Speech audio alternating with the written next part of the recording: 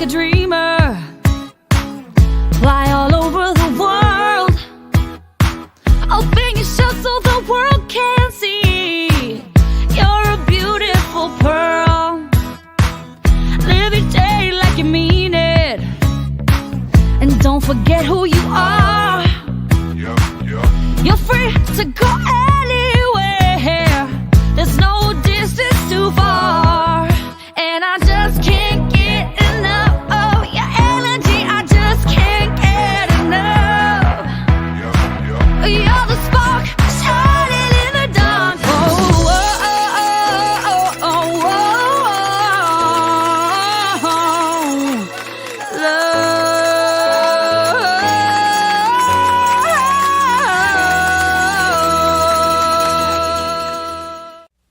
Welcome to It Is What It Is with Cindy Saville. We have another fabulous show for you. I'm so happy you joined us tonight. Now, It Is What It Is a show all about real people telling real life stories, stories of adversity, overcoming those adversities, and inspiring others through sharing their stories. So we all have a story. I love sharing people's stories, and I love learning about yours. So let's get to mitzvah time. Mitzvah time. A mitzvah is a good deed. And I'm going to tell you about a little mitzvah that I just recently did. I was going to McDonald's just to get a drink, just to get a diet iced tea. And believe it or not, at McDonald's. And I see this man sitting there by the exit, and he was just sitting there with a sign. And I thought, I don't know. Does he have money? Doesn't he have money? Well, I'm going to get him something to eat. So I go through the drive-through. And I get him some food. I get him a big, tall drink. And don't you know it? This is like the second time it's happened to me that I've done this. I go to give him the food and the drink, and he's gone. He's gone. Second time I've done it. So I ended up bringing it to somebody else. But I tried. So that's a mitzvah, doing something good, going out of your way to do something. I laughed, though, when he was gone. I said, oh, my God, what is this? Every time I try to buy somebody a McDonald's meal, they disappear. Anyways, so giveaways. We have giveaways every week. The only way to win the giveaway is to comment, like, and share the show. So make sure, and you guys have been amazing. I thank you for all your support. Keep supporting. I really appreciate it. Comment, like, and share. This is a book I wrote about diversity, the beauties of being different. It's called I Am. I'm a wonderful me. I'm not what you see. So it's all about being different, and that being different is a beautiful thing. We should embrace diversity. So I've had 27 kids actually illustrate the book. I wrote the story, but amazing what they've done in here. So that's the giveaway. Comment, like, and share. Now, when we come back, you're going to meet William Steele. William Steele is just got out of prison. He served 18 years. He used to steal jewelry, and you're going to learn how he did it. You're going to learn all about the things he's doing now. He is a TV personality, publisher. He's published author. He's a published author. He's got 2 books out there, and he's got a show on from inmate to roommate, and it's on A&E. I mean, he's fabulous, and he's now an advocate and trying to help victims and help people stay on the straight and narrow.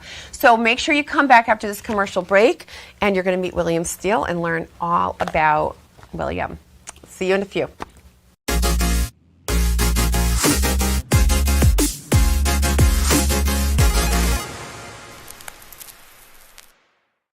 Silvermine at Home, a Connecticut-based non-medical home care agency servicing Connecticut and parts of New York.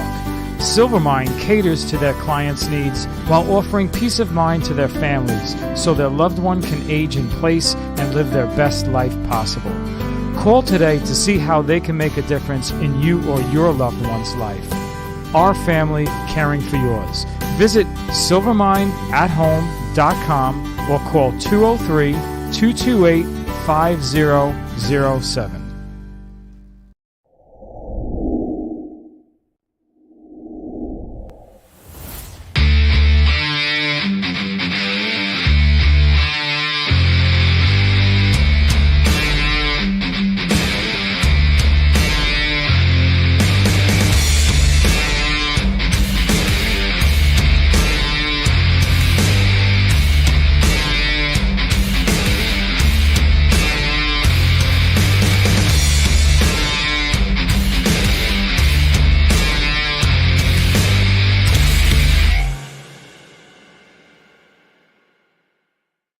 Welcome back to It Is What It Is with Cindy Seville. I have William Steele here with us today. Welcome, William, to the show. How are you?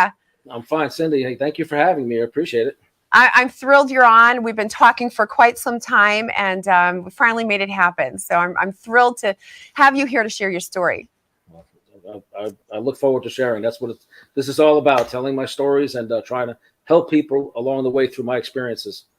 Yeah, and you are. You have quite a story. I mean, wow. When I thought I knew everything, I learned more. So the more I saw, and there's so much to you. So I want to start from the very beginning. I love to start from the very beginning. Where did you grow up? Well, I grew up in Brooklyn, Sheepshead Bay, Gravesend area of Brooklyn, and I had my mom was mentally ill, and so upper middle class family, nice area, and I found myself defending her, from bullies and stuff as I grew up and having problems like that. So I was always in my heart to defend the underdog and women, the mentally ill, children. And so I grew up in Brooklyn, and I went to Kingsborough Community College for your audience. And Nice. And then I went to Lincoln High School. But then I went to a locksmithing school years later because I wanted to be like this James Bond type guy who could do or get in and out of anything and, whatever. So I went there to learn those skills. And I don't know if you want me to continue with that. Yeah, go for it. So I went to New York School of Locksmithing. It's, I think, closed now. It was on 42nd Street. But I took the locksmithing, safe and vault technology, and alarm courses. And I was also a realtor for a little while. I was in sales, actually for a Century 21 office in Brooklyn. But anyway, I got into this because I just wanted to be that guy and really apply that, maybe work in, federal law enforcement or CIA or something like that, something probably outside of my reach, but I aspired to it. And what happened was my best friend, Sammy, he passed away in a car accident, back in the 80s. And I ended up trying a little cocaine. I don't smoke, I don't drink. And I got it over my head, using cocaine. I was kind of trying to medicate the depression and stuff of his passing. Because I was supposed to drive him to a club out on Long Island that night, and I changed plans. They died in a car crash. So I had a lot of guilt over that. I felt horrible.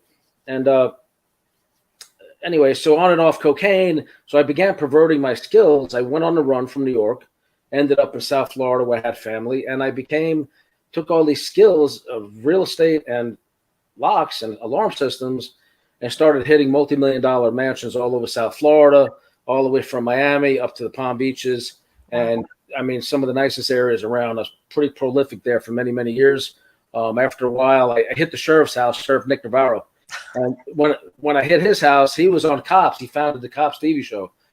I was on the news, and the stuff I got out of there, I was like, holy crap, I need to get out of town because now they're going to be hunting for me. Because what I did, I always had police scanners, lockpicks, so I was very, very, professional in what I did. I'm not bragging on my past. I'm certainly not proud of it. Right. But this is what I became. And for a while, there was a lot of excitement in that. And so I fled to across the country and started doing the same thing in California. And I lived in Las Vegas, California. And anyway, so I ended up incarcerated a couple of different times. I ended up on this last one doing over 18 years. While I was in prison, I became a law clerk for many years, a representative on the Offender Representative Committee. And my mother passed away. She was mentally ill. My family had told her that I was dead. My family in Florida and Staten Island, they live now. And so what they did is they got her to sign over everything to them.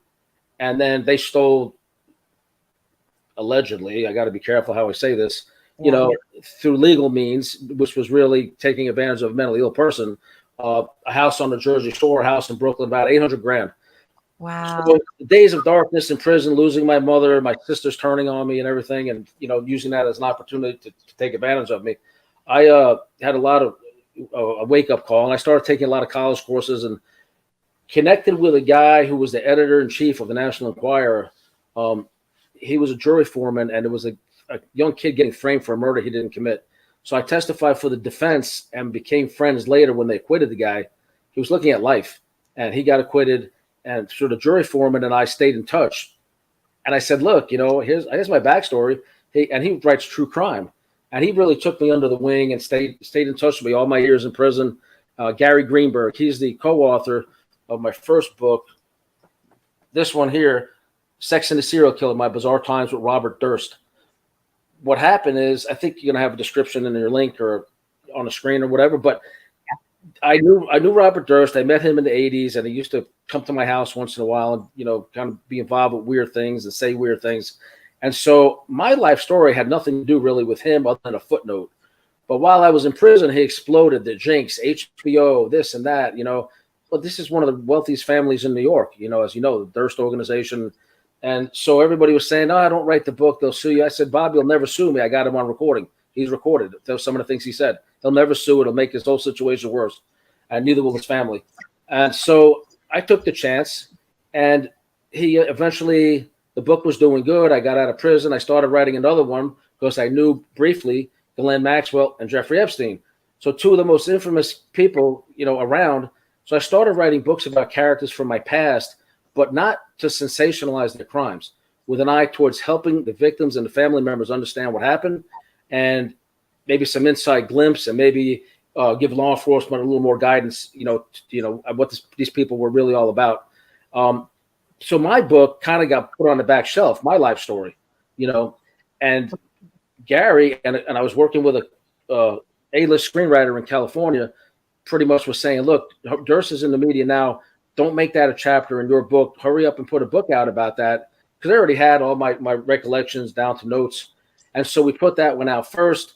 Then the Maxwell thing blew up in the news at a time when I was telling journalists that were talking to me, you know, 5 years ago, or longer than that now. Right. Oh, he's not newsworthy. He's not newsworthy. A year later, Epstein gets arrested. All of a sudden, he's newsworthy. Now you Google my name with Prince Andrew and Ghislaine Maxwell, you're going to see all these things that I've been saying for years and nobody was listening. But when did you write these books? When you were in prison? The first one, the Maxwell book was outlined in prison. The Robert Durst book was written while I was in prison and published while I was in prison. Wow. So, yep. So fast forward, I do about 18 years. I'm very active in helping people. I'm helping guys who are actually innocent. I'm working for the chaplain's office. I want to turn my life story around to help people. Well, I'm doing okay. You know, things are going well. You know, my family still won't talk to me and all that because they're so, you know, ashamed of what they did, I guess. But I forgive them, you know, and I tried to speak to them recently, as a matter of fact. But so it is what it is, right, Cindy? So, you know, it is what it is. I have a good circle of mentors in my life now and friends. Peter Tickton, he's Donald Trump's attorney, one of the best attorneys in the country. And he's a dear friend. So Peter's in my corner, Tom Madden, former vice president of NBC, Gary Greenberg. So a few months before I get out, another person who represents people that are actually innocent in prison, and she's a crime fighter, she's a crime victim, she's a crime victim advocate, Dr. Mary Bass, contacted Tom at Transmedia Group, public relations firm in Boca, looking for PR for a client. So Tom said, hey, my friend's incarcerated, and he wrote a book about Robert Durst. So she was excited. She got the book, and I let her one day tell you the story because it kind of moves me to tears. She said she read my book about Robert Durst and my bravery in coming forward and the things that I revealed that everybody warned me not to write about. And she said it so motivated her. She fell in love with me while reading the book pretty much. And so, so she reached out and we quickly hit it off. And it was the middle of a COVID pandemic in the prison. And we were locked down. I was miserable. I was scared. I was a nonviolent offender, and I thought I wasn't going to get out. Right. I thought I was dying in prison months before my. Yeah. For 15 years. Wow. And that's. Yeah, I want to get into why. I mean, how you got caught? What? You know, I want to actually ask you a question. Here you went to school, locksmithing and alarm and all that stuff, and you know that's to protect people, right? And yet you use those skills, you know, for your advantage, obviously, you know, and to steal from people. I mean, they say that like they do say that like cops can make the best crooks because, right? Because they know. I'm sure the locksmiths can do the best break-ins. So how did you, I guess what I'm asking is, how did you turn from doing something that was going to be like a good thing, you know, to protect people to using it, you know, to rob people? Like I said, you know, when my friend Sammy passed away in the car accident, I became so depressed. I was self-medicating and I got pretty bad on coke. And then, you know, when you're in and out of having money and not having money, I started using my skills. And all of a sudden I have $200-300 grand in front of me. I don't have to work for another few months. And So then I would travel around the country. I was a fugitive already, and stay at hotels and then go meet with realtors, but primarily South Florida. And as a cautionary tale for realtors out there, I don't know exactly how it works today because I don't do these things anymore.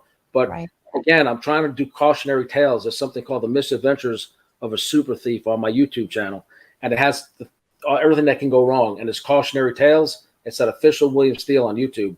Please subscribe. Appreciate it. But I would pose as Donna Karen's brother, the fashion designer.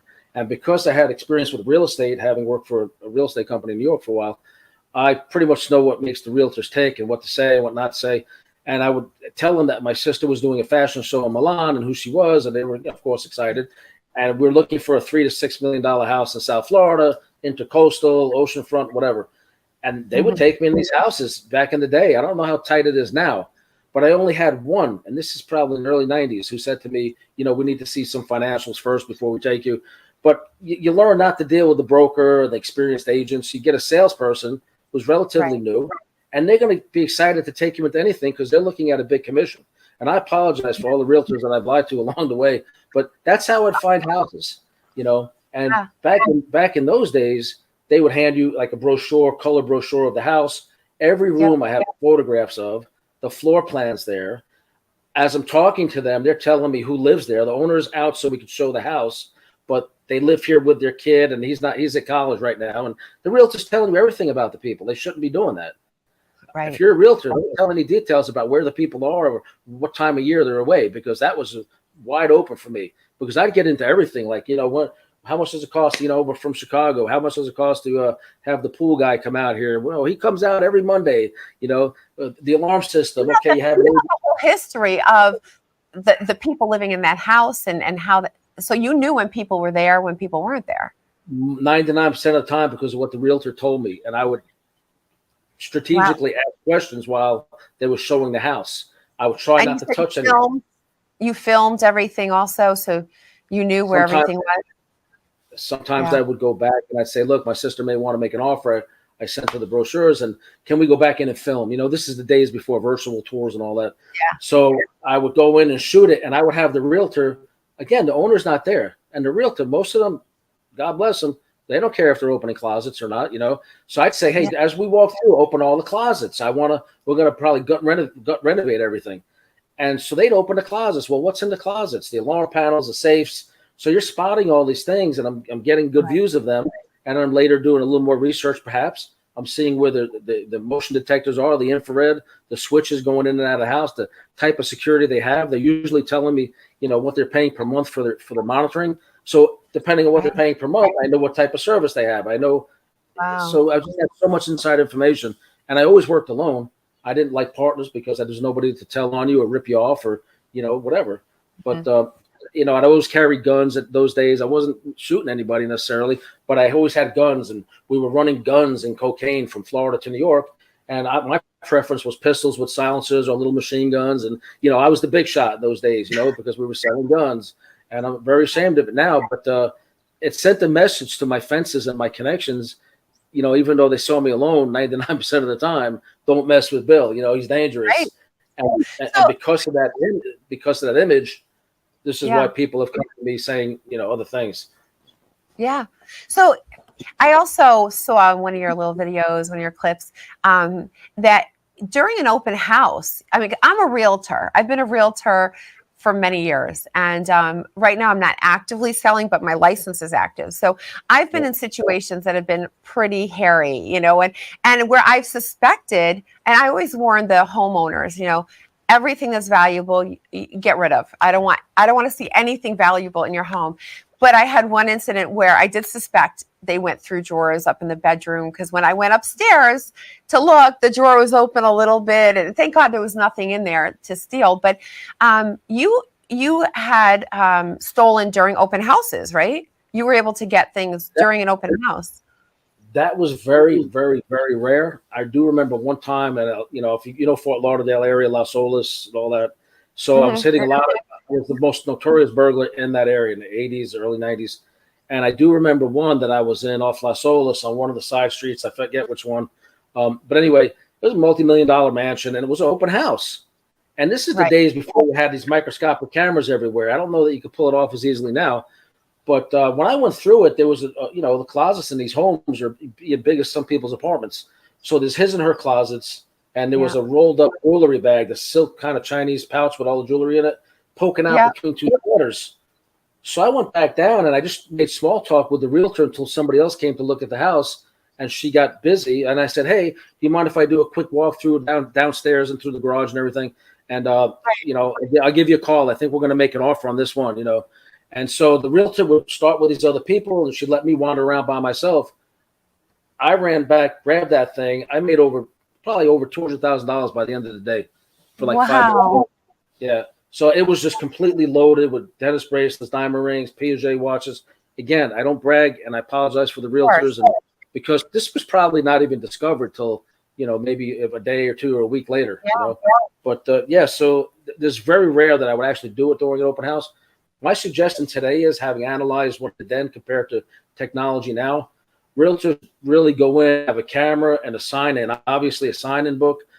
I would not even touch it with the bottom of my hand. I would scribble something with the pen and just leave it there. I wouldn't even sign my real signature. I wouldn't, if they had one, I wouldn't sign. I don't know what you do today, but I would suggest getting at least 1 or 2 small cameras, one covering the living room, one covering the sign-in area. So when the people come in, they're, and a sign there, hey, to protect the homeowners, this house is under interior surveillance. Yeah. And that would really give people like me, oh shit, do I really want my face all over the news tonight? Yeah. But well, I think, cameras, I mean, everybody has cameras now. So, and everybody has cell phones where they're recording things. So I don't know if it's harder, it might be harder to do the things that you've done, you did back then. How did you get caught? How did you get caught? Well, let's see. I don't recall ever getting caught in the act. It would usually be something later, like I'm on a cocaine binge somewhere, vindictive girlfriend sort of thing, all of a sudden, for various reasons. Just different things like that. One time, I'm not going to say the people I hit because they're very famous, but anyway, I hit them. I had I shouldn't have been wearing it. I had a diamond encrusted Rolex on that I knew I should have got rid of. This is 18 months later. I'm at a cocaine binge at some nice hotel in South Florida, and there's people coming and going, this and that. And I usually would take everybody's cell phone and put them in the safe or my briefcase. And if you're hanging out with me and I'm buying, nobody's using their phones, nobody's coming and going. But this one guy kept coming and going, and I confronted him. And actually, I pulled a gun on him in his room and asked him, "Why does he keep passing my room? You're getting me paranoid." I wasn't in my right mind. I'm not proud that I did this. Right. But so he talked his way out of it, and he became friendly with me. But what happened was he recognized who that watch belonged to. He was a bartender on one of their yachts. And he says, "Hey, that looks really nice. It looks like that belongs to such and such." And I said, no. When I graduated college, my father gave me this for a birthday gift, but he knew, and he immediately notified the police. I got my things surrounded, my hotel room. And so that's one example. It was hard to talk my way out of it when Rolex is very distinctive and it's got a serial number. So that was like one instance, but just still slip up things after the fact. So, yeah.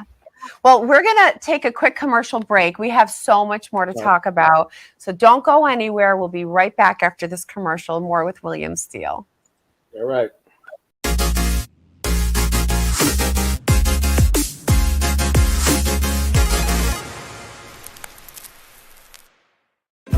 Do you or a loved one need the care of a nursing home? A vibrant community to call home where there are healthcare professionals available 24/7? Candlewood Valley Health and Rehabilitation, located in New Milford, Connecticut, has been offering award-winning care for over 40 years. Whether you are rehabilitating from a cardiac procedure or hip replacement, or seeking a place for your loved one to live where he or she can receive top-notch health care, our team is at the ready. We also accept veteran benefits and offer a special secure memory care unit for residents with Alzheimer's or cognitive-related conditions. Call us at 860-355-0971. Candlewood Valley Health and Rehabilitation, a place to heal and thrive.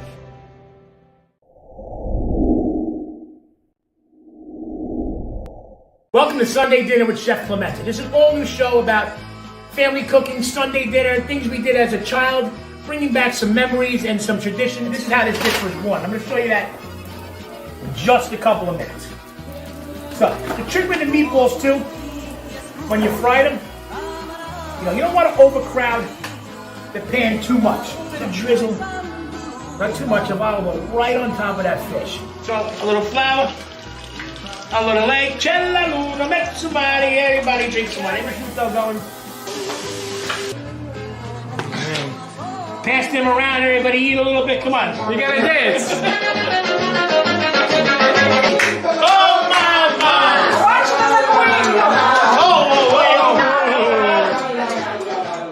Get together, go visit your mother, your sister, your cousin, bring some pastries, some food, get together, eat, drink, be happy. Who wants some linguine, clams, and pastries? Welcome back to It Is What It Is with Cindy Seville. We have William Steele here. Welcome back, William. Now, William, you have a show from inmate to roommate on A&E. You're a celebrity. Look at that. So tell us a little bit about it. And you go by Bill in that, don't you? Yes, Bill is my common name. My legal name is William. So, but yeah, all my social media is under official William Steele. It was so weird. Just before I got out of prison, I was offered an opportunity. A&E and Sharp Entertainment were putting together a show. They've done a lot of other things about prisoners coming out of prison and Love After Lockup, 90 Day Fiance. But A&E is a whole different animal. It's a fantastic network. And they wanted to do this show about showing how recidivism rates are worse, reoffending and going back to prison is worse when offenders don't have a stable place to go to get released to. So they wanted to profile what happens when everyday citizens open their doors to a returning citizen. So this show is really looking at recidivism, but the people you go to live with, in my case, the lady was a pen pal, and she was a super strict kind of over-the-top Seventh-day Adventist. And, I'm a Brooklyn guy who speaks my mind, and although I am a Christian, it was a clash from the beginning. First of all, I didn't know she had a crush on me for years, and she was she was trying to push her husband to the curb in a way that would be appropriate, I guess, for her church or her conscience or whatever. I didn't know this. So this show tracked me the second I got after 18 years. I'm white as a ghost. I looked like crap. I put on a lot of weight because we were in lockdown over a year because of COVID. Yeah. And I looked like complete crap. But the minute I come out, all these cameras are on me, tracking me, everything. And I figured, look, I was a law clerk. I like helping people. This is a good way to open the public's eyes to what happens when somebody gets out of prison and doesn't have a place to go. Because in my case, I'm a survivor. I'm going to figure it out. But a lot of guys are not like that. And in my case, my family turned their back on me because they're afraid right now. And they remain afraid. And if they're watching, they don't need to be. I love you guys, and I forgive you. It is what it is. But so they didn't open their doors to me. In fact, they were trying to do everything they could to, try to make me look bad coming out. And so I started fresh. I wrote my pen pal. I came out to Indiana, which is where I am still, for filming. But are you still in that house, or you're not in that house anymore? I'm not allowed to say. If I told you, okay. We don't want to know that. You have to watch the show. So exactly. They were so petty, like they were hiding the ice machine from me. She only bought it because company asked for ice, but I couldn't have any, and I lived there. There was punishment. There was like a list of rules on a wall, big pink list of rules. I have them here. I'm going to probably, do some stuff with them soon. But it's just, it was crazy. All these conditions and rules and horrible things they were doing. But she really started that because I wouldn't be with her. She found out about my fiance, my girlfriend, Dr. Mary Bass. And so when she found about Mary, and Mary's drop dead gorgeous, I say she's pretty. So this lady is very plain, and I'm just not feeling her. If I was in prison 300 years and really wanted to be with a woman, it wouldn't be her. So, right. and I didn't plan for it to turn out this way because she was a friend when I was in prison, but she became a whole different person when I was under her roof. And as a lot of people can attest, when they finally live with somebody or married somebody, it's like, what the hell did I get myself into? Well, one of the first scenes, the room was like in girly motif with stuffed animals and rules on the wall with a unicorn. And I'm on the bed like this, like, what the hell did I get myself into? So you went from bars to unicorns. They tried to humiliate me, but I didn't bring that crap out of prison. They had that there to try to test me according to her weird husband. And I was like, I said, Mark, this isn't cool, man. I said, but you know what? You're not going to let me have house guests anyway, a woman, a friend, anybody. So you know what? I don't care. This looks comfortable. Nobody's going to see where I'm sleeping. It's better than where I was. So I try to make light of everything. I just do, because there's no point in being miserable the whole time. So I laughed. Oh, go ahead. I'm sorry. Yeah, I just laughed a lot of it off. And then, like, no pork, no meat, no this. I wasn't allowed to use the refrigerator. I'd have to hide in the bathroom eating food, because they have this big, gigantic, gorgeous house, and it's perfect, and they're little perfect lifestyles for outsiders. And if you look at the show, they were so controlling and abusive towards me. I thought I was freaking crazy. I was like, this isn't freaking happening. Like, I'm on parole and I'm on eggshells. So I would talk to parole and my attorneys about what's going on and try to speak to them. But they were just weaselly people, and they would always be behind my back trying to complain. And I'm like, are you freaking kidding me? I told you I'm not going to join the church. I will respect your church. I'll even go once in a while. But stop trying to recruit me. I'm not with it. And the pressure kept up, and she was so jealous over Mary. She was telling that because she's Jewish, she's evil. I shouldn't be married. She's so anti-Semitic, in my opinion. I must be evil too. Yeah, she really was saying horrible. I'm of the tribe. It was just horrible. She's on TV saying that this is an evil situation. Yeah, no, that's terrible. That's terrible. So what was it? I mean, you went into this program. It's funny. I interviewed a fabulous woman, Serena Ligori, and she's here on Long Island. She has a program for women coming out that are newly released. And exactly, I can't say recidivity. I can't say that word. But whatever that word is. So it's to help these women. So what they do is they have a plan. They have so many wonderful programs to help these women once they get out of prison, find themselves, because that way, like you say, they don't go back to prison. They don't find themselves in a scenario where they go back. So she's made lots of ground here on Long Island. She's incredible. I actually had her on my show. You should meet her one day. But I'd love to see that. Plus, we're always looking for other stories to profile on the show as well. Yeah. Oh, you would love what she's done. She went to prison for a few years, and so she realized when she came out, like you, there was nothing for her, and she came out with nothing. So, so many people are lost. They want to start their life anew, and it's hard to do that. So let me ask you, when you went to these people's house, like, was it a program, or how did that start from inmate to roommate? Was this like an ongoing program in the prison, or? Oh, this is a brand new docuseries / reality show. Wow. Brand new. I'm in the pilot season 1. It's exploding in the ratings.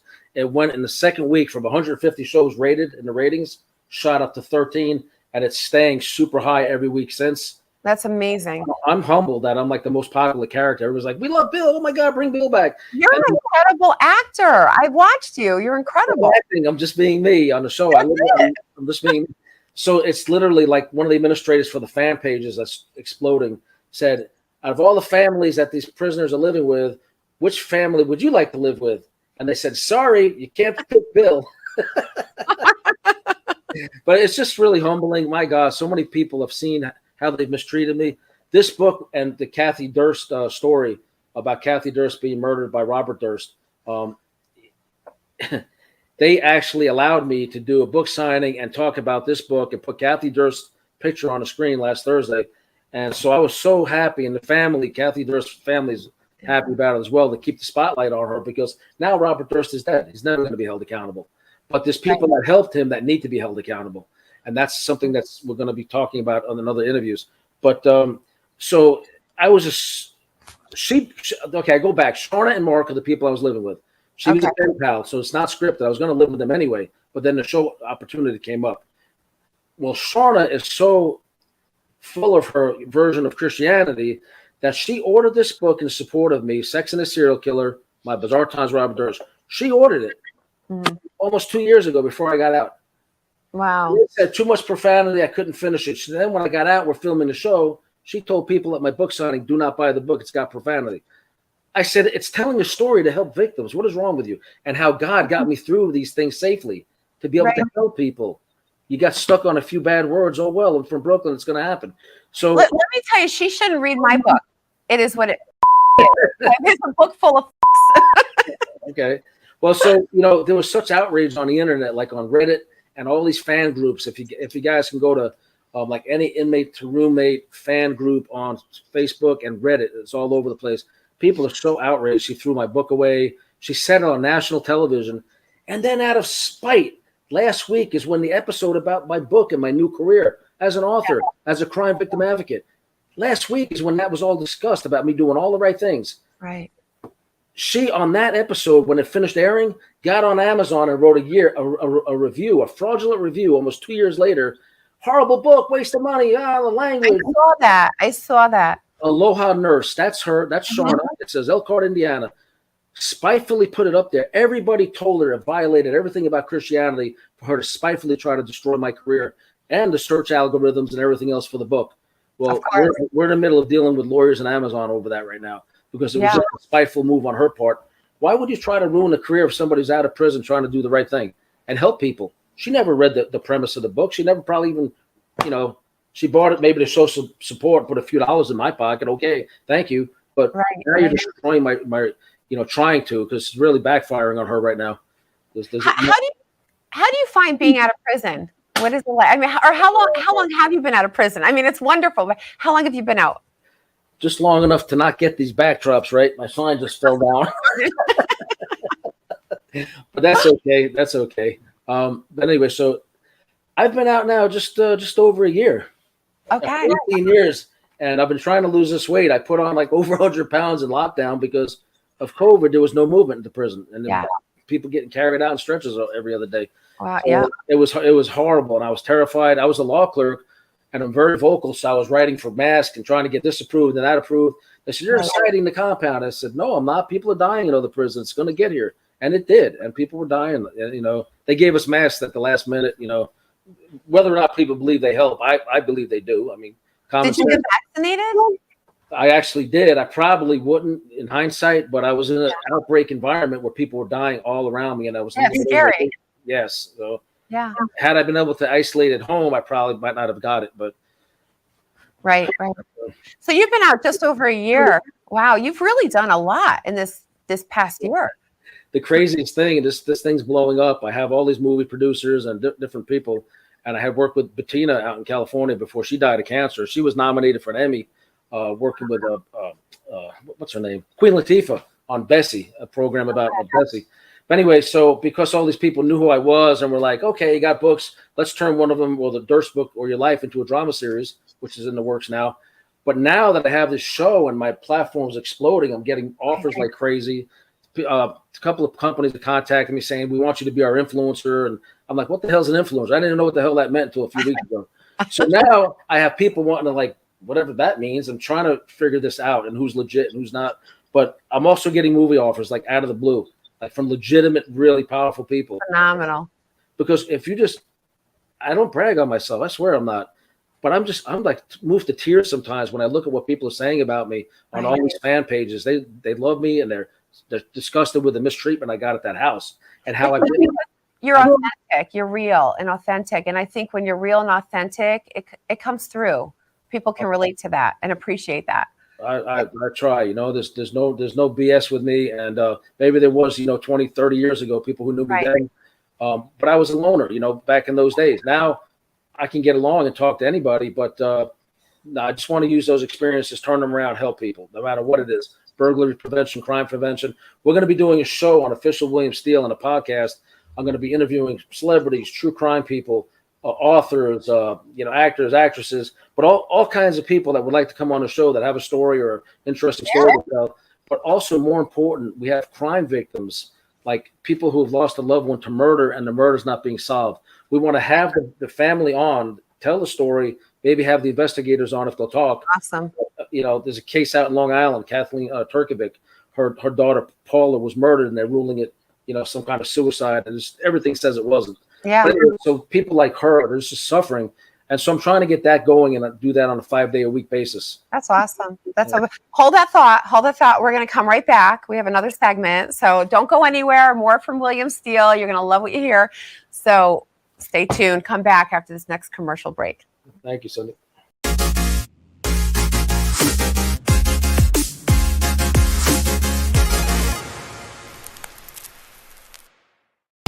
TLC Senior Living Services. TLC's compassionate senior living specialists will assist you and your loved ones as you navigate these next steps in senior living. With years of experience in this industry, they know what to look for and they know the questions to ask. TLC Senior Living Services will help find the most suitable living situation, will help find additional financial resources, and assist with the entire process. Cindy Seville, owner and founder, treats her clients with TLC. Yes, tender love and care. After working for various assisted living communities, Cindy decided to offer her wealth of knowledge to all seniors and their families. Cindy takes her time with you. She listens to you. She helps take the confusion out of your search and treats each and every client like family. Make TLC Senior Living Services your first call. Find out more at tlcseniorlivingservices.com.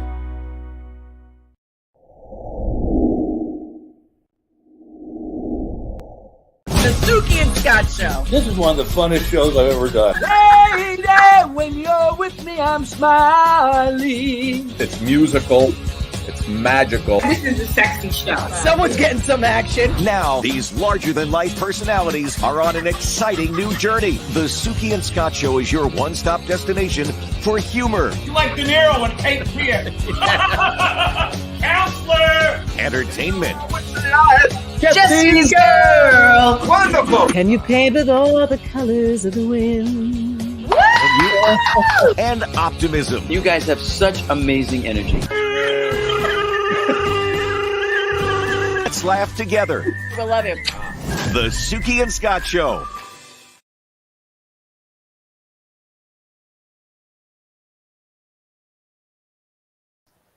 Welcome back to It Is What It Is with Cindy Seville and William Steele. So, William, you wrote a book about Ghislaine, I'm not saying her name right, Maxwell, and Jeffrey Epstein. So, how did you meet them? Oh, there you go. How did you meet them? So I got a copy here. It's called Ghislaine, Sensational and Impure on Amazon. Awesome. Years ago, when I was doing my burglaries and my ripping and running from New York to South Florida, back and forth, I had several fences all over the country, fences of people who were buying stolen jewelry. And so one of them was a jeweler in Palm Beach on Worth Avenue, and he had a diamond salon. And so I'm not going to name him or his family or anything. They're pretty prominent. But they would buy stuff from me, cash, in and out, no questions asked, for years. I'm in the salon one day. There's a guy at the counter across the other side, and he probably didn't notice me in the store or whatever. And I was waiting for my fence to get finished waiting on him.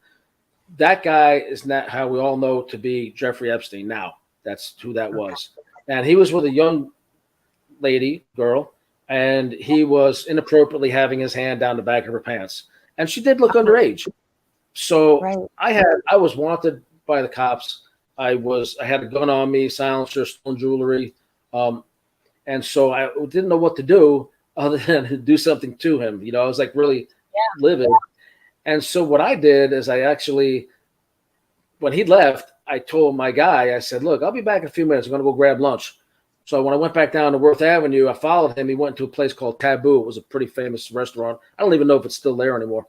But so I went and followed him in there, and I confronted him in there. And the whole story plays out in the book of what happened there. But he talked his way out of it, and we ended up exchanging information. The girl verified what he was saying, and I said, I still think you're both full of shit. But he had a Brooklyn accent, and I'm from Brooklyn. I said, and I think that's where we connected a little bit. He tried to really, he was being belligerent at first until I said, look, you know, my buddy's got cameras in that store, but so if the cops are called, you're going to have to explain to them what happened, you know. Yeah. But anyway, so that's how I met him. And over the years, on and off, he'd buy jewelry from me and all this. He didn't need to buy it from me. He's, you know, probably, you know, worth a couple $100 million even back then. So eventually at the house in Palm Beach, I met Ghislaine Maxwell. So coming and going from there, sometimes he was home, sometimes he wasn't. I would talk to her. We got to know each other. And she was always, I don't even know how to say this, you know, because I have nothing but respect and support for the victims, the female victims who came forward. But there's male victims nobody really ever hears of. Now, I was in a situation where, because I had pulled a gun on him and intimidated him, where he kind of had a chip on his shoulder towards me and was trying to, there was women coming and going, and a lot of them looked young. And he's always said they were models. He's got a modeling agency. He's got this, he's got that. They're there for massages. And I just felt it was weird. I never really saw anything going on until he put me in the position, which I detail in the book, where I saw some videos of actual things going on. I couldn't leave because there was a guy there with a gun.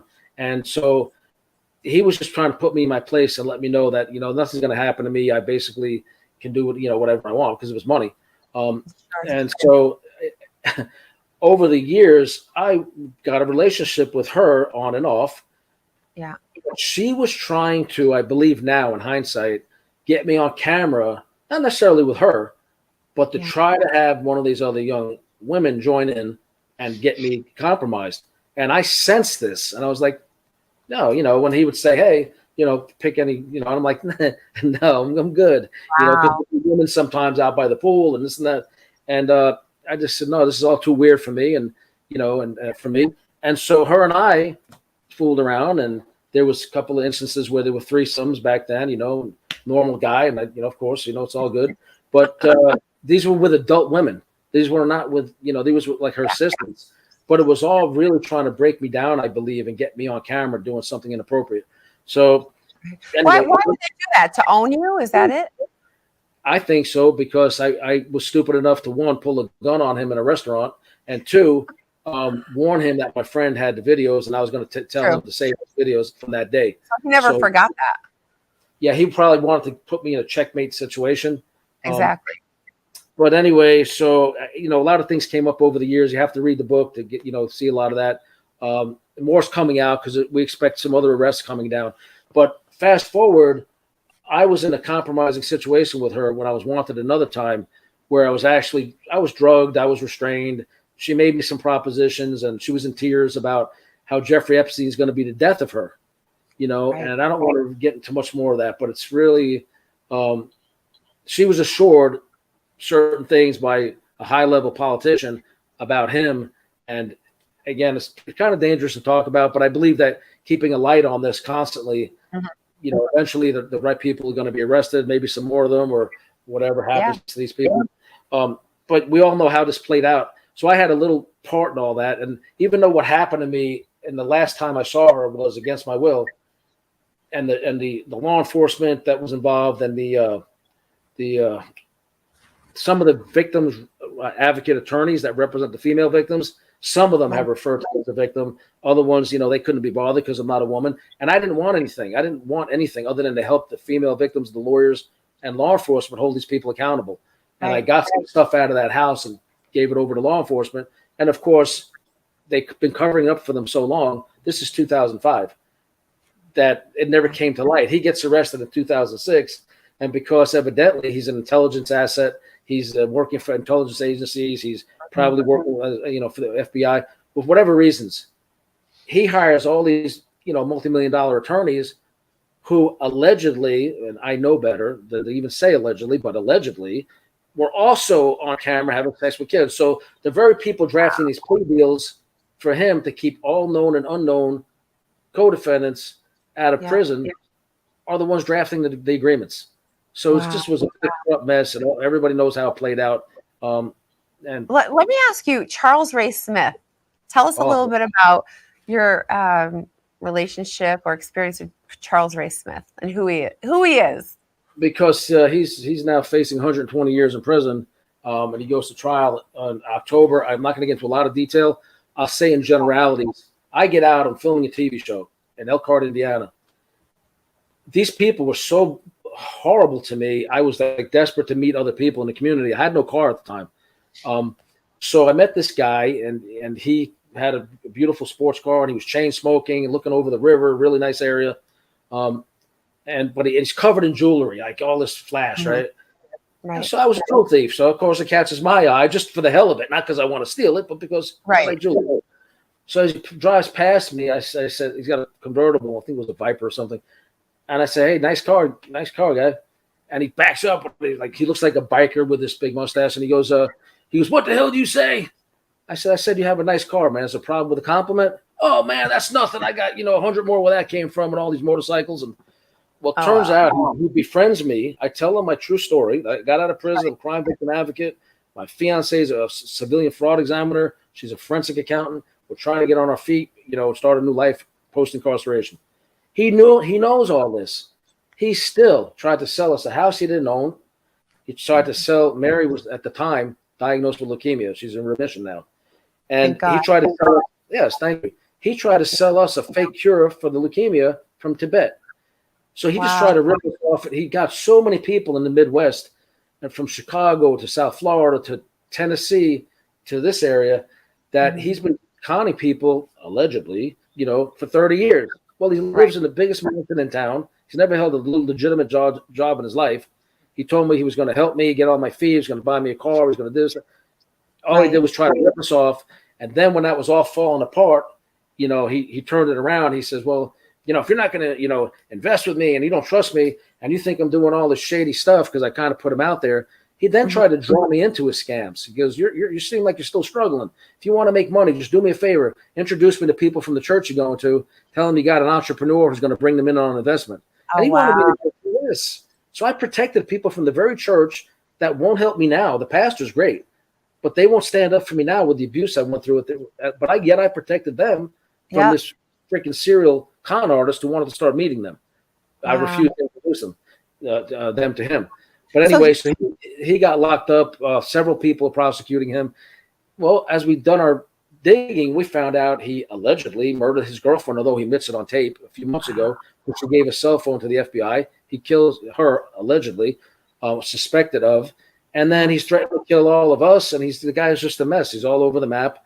And now he's been connected, it seems like, and allegedly, to numerous murders of his financial crimes. Wow. Crime victims. He'll take money from an elderly person, a few $100,000 here. When they complain to their kids or the authorities or their lawyers, they suddenly turn up, missing or dead. This has been going on for decades around here. That's terrible. Well, listen, we have about a minute, almost 2 minutes left. I want you to tell everybody where they can find you. I want everyone to watch your show. I want your autograph. Send me a book. Send me an autographed book. Send me an autographed book. We'll interview you one day, and we'll talk about your stuff, your projects. Love it. I would love to. I'd be honored. Thank you. You're welcome. Everybody that supports me, I'd like you to support, the crime victims, Kathy Durst, the McCormick family in Long Island and in New Jersey. We're trying to find justice for Kathy and hold the other people accountable. And we're hoping for prayers and some answers on that. But also the book that I wrote about him, Sex and the Serial Killer, by Bizarre Times with Robert Durst.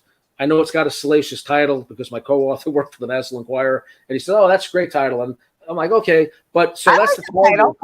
Right. But it's really a cautionary tale. And it's eye-opening about who Robert Durst really was. And this is the book that the lady threw in the trash.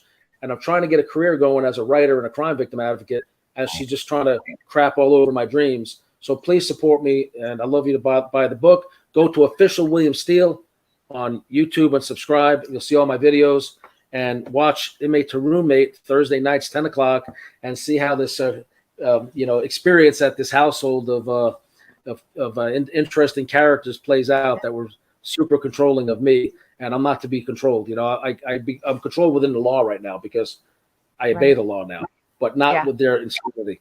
So, I'm glad you're such a success story, and I thank you for coming on the show and sharing your story. And I commend you for all you're doing. I really do. And you're a wonderful spokesperson. A victims, or I guess an advocate for those. For so many. So thank you for all you do. Can I say one more thing real quick? Please, yeah. We're representing a guy in a California prison, so please, everybody, look him up, write him support. FreeDaveReinhardt.com. He's innocent in prison, sitting there for 50-something years, and his family stole millions of dollars from him and then set him up. Please, FreeDaveReinhardt.com, and also go to Facebook and look up Clear Dr. Scholl, like the shoes, Clear Dr. Scholl. Charles Ray Smith entrapped him and put him in prison for 13 years, cost him $7 million, his entire medical career. He's out of prison now trying to get his good name back. So please, guys, reach out to Clear Dr. Scholl across social media. He's a dear friend of ours, and he needs to rebuild his life. Thank you. Thank you so much. We'll put all that up on the show So you get me all that information. I'm happy to put that up. So thank you so much. Thank you. So thanks for watching, but don't go anywhere. We're going to come right back with my final thoughts. Don't go anywhere. Okay.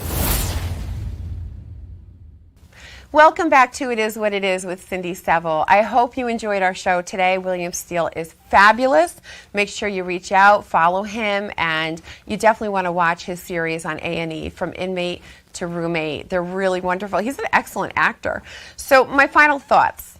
It is never too late to become a better person. Never. No matter what path in life you've taken, it is never too late to stop, pause, hit that pause button, and move forward in a positive way. Do positive things. Become a better person. Thank you for joining us tonight. I cannot wait to see you next week. Make sure to comment, like, and share the show.